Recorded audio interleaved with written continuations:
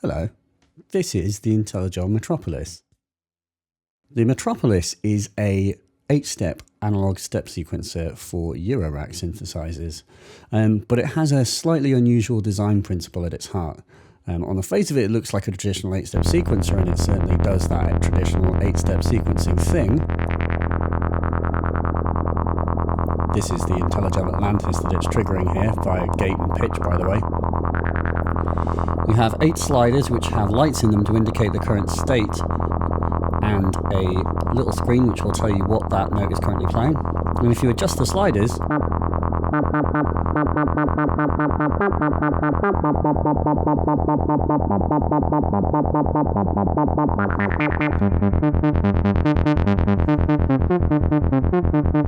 it works very much like your traditional 8-step sequencer. But where the Metropolis is different is that it has this pulse count and gate mode underneath. And what happens is, if I adjust the pulse count here, it's got an associated count for each stage, and 4 different gate modes which determine what it does with that count. So in this instance, I've got it on a mode which will currently repeat, so it's actually just counting 8 notes every time it hits this point, and I can do that with other notes as well.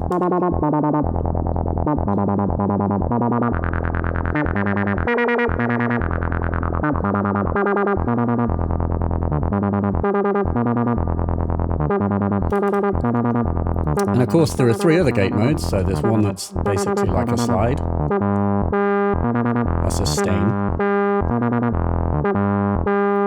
and then there's one that's a single note. So what it's doing here, on these which are currently selected to 4, is it's playing a single note and counting the remaining 3, 1 note and then 2, 3. You can obviously extend that up to 8. And then there's one which is a rest. So I've got rests here. And beneath that we have slide and skip. You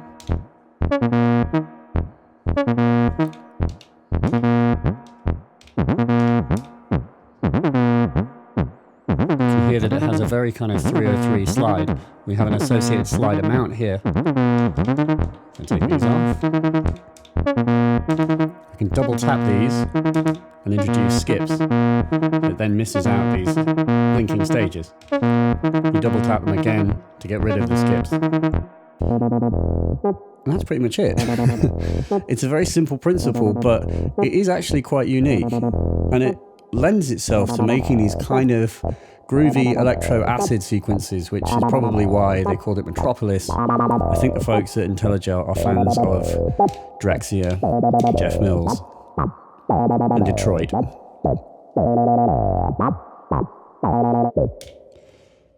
On the left-hand side, we have a bunch of controls, menu settings which are used to set up the sequence and adjust it in various ways. You've got 2 aux inputs, and these are going to allow us to stick voltages in and adjust things that are happening with the sequence in real time. You have a set of things that you can adjust, which are to do with shifting the sequence in terms of its pitch. So you can put in LFOs into these, which we'll try in a little bit. You can do octave shifting, you can change the root note, the length of the gates, step division, and also the amount of stages in the sequence. Let's look at stages now, actually, because it has one of the biggest bearings on the whole thing. Here you have a button and an amount. So currently we have stages set to 8, but I can shorten that so that actually we're constrained to 4 stages. So you can see we're going up to here. If I actually make these audible, it's constraining it to 4. If I stick it up to 6, we're going up to here now. This is silent, but if I make it unsilent,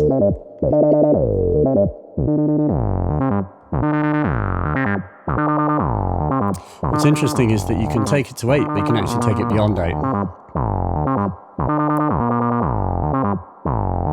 You see how it's actually going beyond it up to here. And it's this idea that actually, because of the variation or variability that's built into the design, although it is 8 stages, it is really possible to take that beyond that point. make it feel like it's part of a longer sequence. We have different modes, including forward, reverse, ping pong, Brownian, which is where it's making a little 50-50 decision at every point that it goes forward, whether it should go forward or back, and then random, which is very much what it sounds like.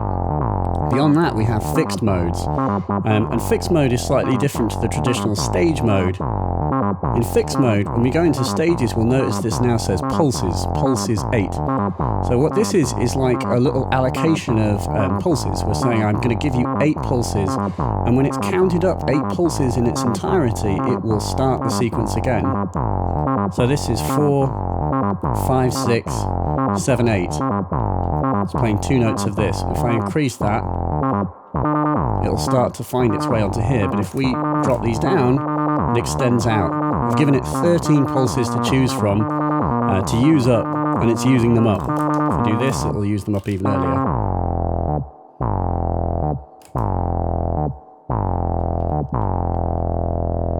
This can be useful when you're sort of being bonkers with all of the pulse count selections and using, 3s and 7s, and you have kind of odd numbers going on, it can keep the sequence musical.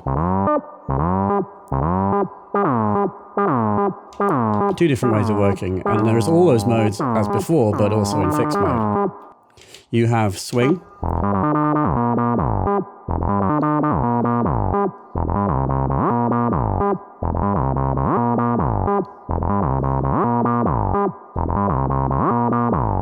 internal, external, which lets you, you're actually sending a clock here, you can see this clock here, but you can send a clock to the Metropolis if you want to clock it from something else.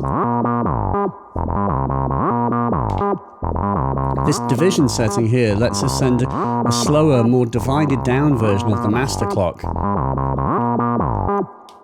This is, by the way, the BPM. It has its own clock. It doesn't require an external LFO to be run. But yeah, that division section is quite useful. In a minute, we'll play around with putting voltages into the aux inputs. If you have external voltage sources that can be clocked, it can be useful to use this as a clock divider. So, for example, if you had a square wave LFO that you're using to adjust the octave shifts, you could clock that LFO from this, slow it right down, and then send it back into here and use a musically quantized, slowed down version of the LFO. And it would just mean that the octave shifts were happening in time with the music and could happen over a longer period if you were using that versus sending a very fast clock. You also have scales.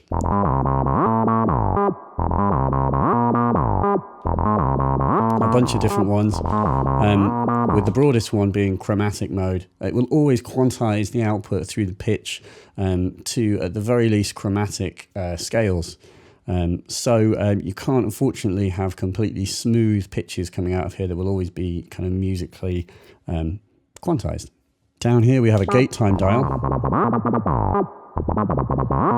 which you can use to, in real time, change the length, and you obviously have a slide time. But these aux inputs are interesting, and let's try putting some voltages into them to modulate our sequence.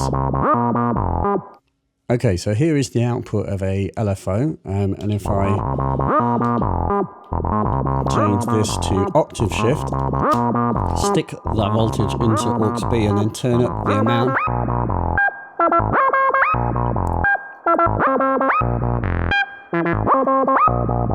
Our sequence is getting shifted.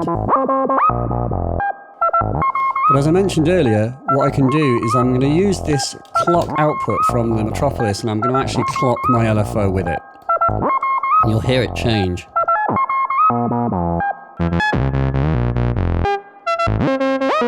We can use this to adjust the amount of voltage coming into it, which is going to control the amount of octave shifting. And it's not just octave shifting, we can do things like the length of the sequence.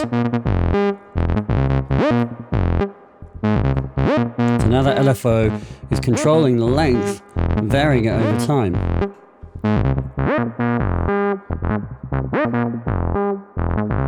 Adjusting the settings on the Atlantis.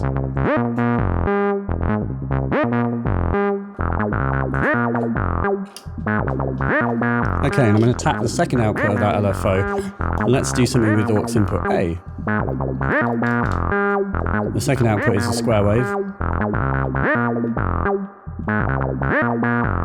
This lets us adjust the sequence before quantizing.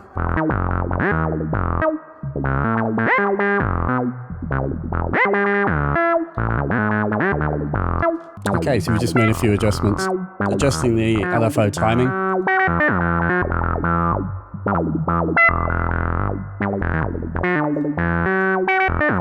My sequence is changing, responding to the voltages coming in.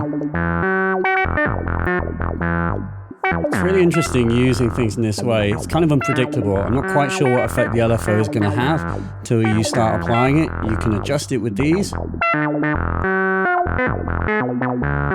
And I can also adjust it with that divider setting, just accordingly slowing and speeding up the LFO. It's kind of the spirit of modular sequencing is this sort of happy medium between having lots of control and never being quite sure what's going on.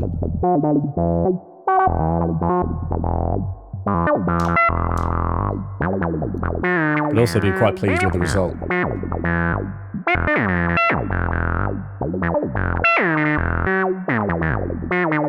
So that's it, a modulated sequence made on the rather unusual Intellijel Metropolis. Thanks very much for watching.